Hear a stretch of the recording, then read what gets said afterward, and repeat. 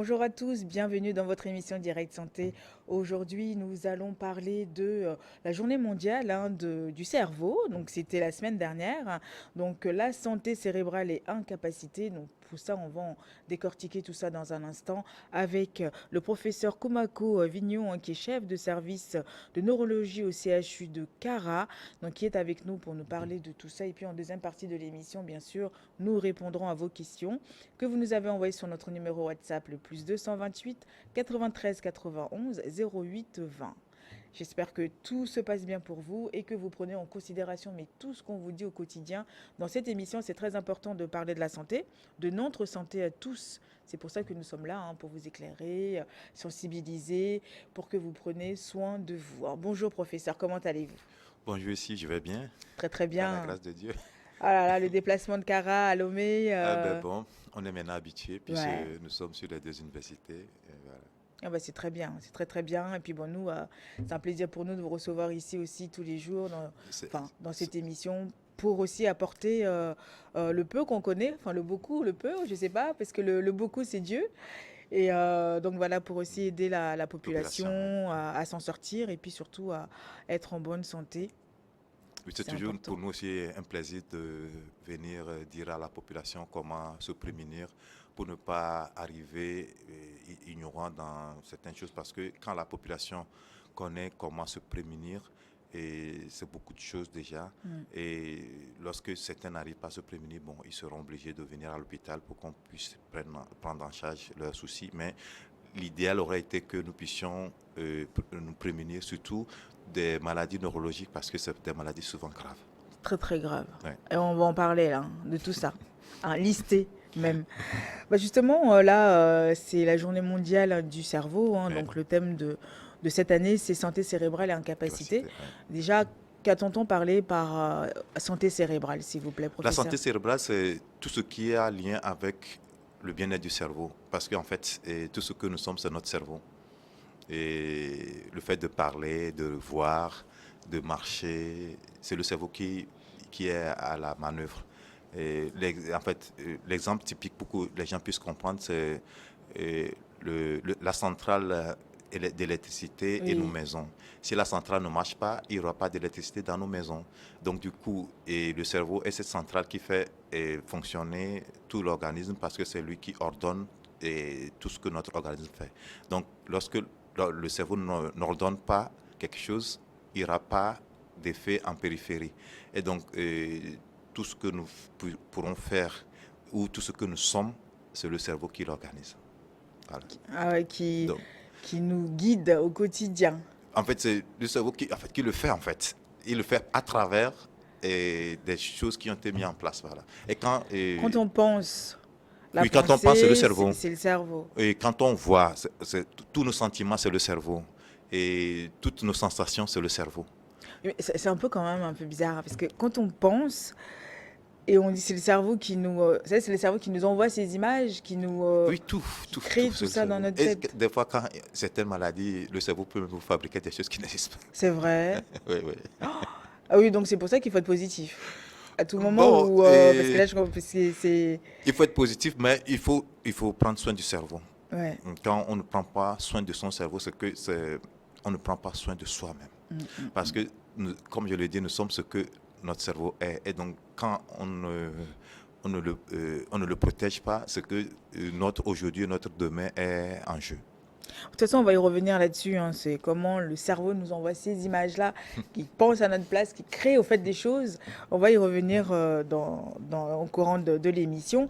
Mais justement, à quoi ça sert cette journée-là mondiale du cerveau, s'il vous Comme plaît? toute journée, et la journée pour le cerveau a pour objectif de sensibiliser la population ou nos vaillantes populations sur ce qu'est le cerveau parce que il y a des journées dédiées à certaines maladies du cerveau, notamment les AVC, le Parkinson, la sclérose en plaques et autres, les épilepsies. Mais le cerveau en soi est en fait, ce que nous avons le plus cher. Et donc, il faudrait, en dehors des journées dédiées à certaines maladies de ce cerveau, qu'on puisse parler du cerveau lui-même et sensibiliser nos populations sur comment protéger ce cerveau et que nous soyons en bonne santé très longtemps. Même notre santé, c'est le cerveau. Tout, Tout. tout, tout, tout, tout. Parce que notre système immunitaire, c'est vrai, il a une certaine autonomie, mais le cerveau agit là-dessus. C'est le cerveau qui donne en fait, qui est le chef d'orchestre. Mais justement, comment ça fonctionne au quotidien? Le cerveau, en fait, On se réveille le matin. oui, en fait, tout ceci, c'est des hormones qui le réveillent. Il y a une partie du cerveau que nous ne contrôlons pas et l'autre que nous contrôlons.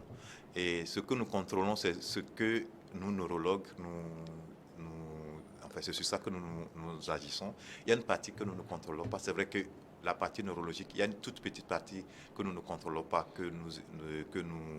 sur laquelle nous intervenons. L'autre partie, qui est la partie endocrinienne du cerveau, est prise en charge par les endocriniens. Donc, et les endocrinologues, pardon.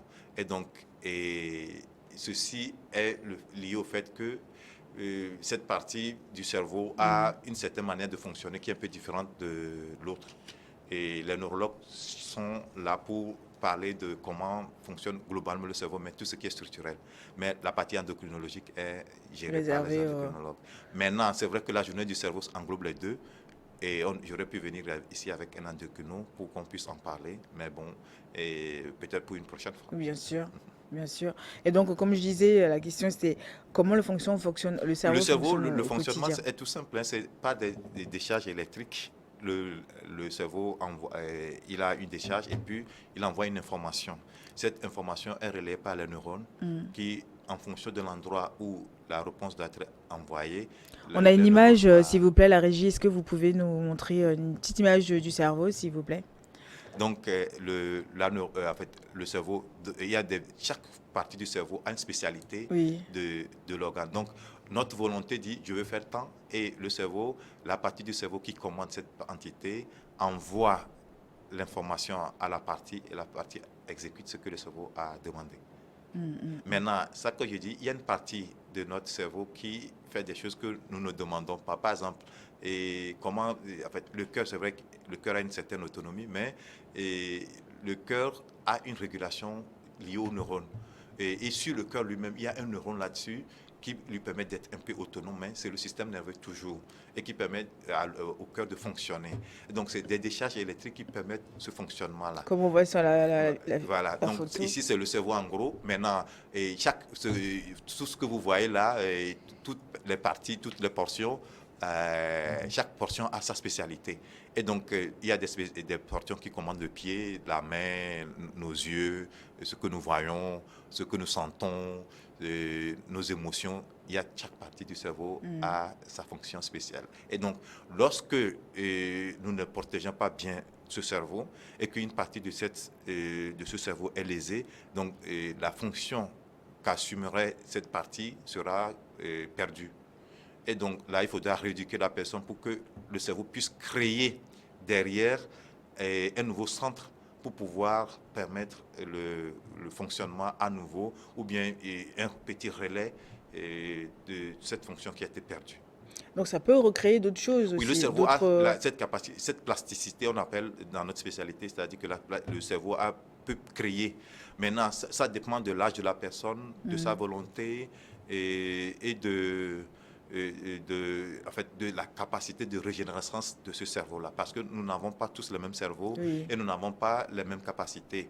Et donc, en fonction de la capacité que ton cerveau a à se régénérer, dépendra des capacités de recréation d'une fonction perdue. Mais justement, il existe différentes maladies liées au cerveau. Oui, il y a plein de Il y en maladies. a En fait, il y en beaucoup. a une tonne. Hein. Ouais, vous en avez Maintenant, cité quelques-unes tout à l'heure, bon, mais en fait, le plus connu de tous, c'est les AVC. c'est les Et AVC. oui, là, on sait qu'il y a deux grands types, les AVC ischémiques et les AVC hémorragiques. Les ischémiques, dans le monde occidental, ça fait à peu près 80-20, c'est-à-dire 80% d'ischémiques, 20% d'hémorragiques. Par contre, chez nous, nous avons à peu près 60% d'hémorragiques et 60% d'ischémiques et 60% d'hémorragiques. Parce qu'il y a beaucoup d'hypertension chez nous et ça se vient très tôt. Habituellement, C'est à cause de quoi tout ça? en fait, c'est notre mode de vie a priori. Et peut-être aussi il y a des facteurs environnementaux qui jouent là-dessus parce que, en fait, ce que nous mangeons et buvons dépend de la venue de notre cerveau. Absolument. Absolument. Il y a l'épilepsie Oui, aussi. l'épilepsie est une. Là aussi, c'est l'épilepsie. Il y a deux grands types. Il y a des épilepsies qui sont secondaires à la lésion du cerveau, mais il y a des épilepsies qui sont le fait que la mise en place même du cerveau Hmm. a eu un défaut.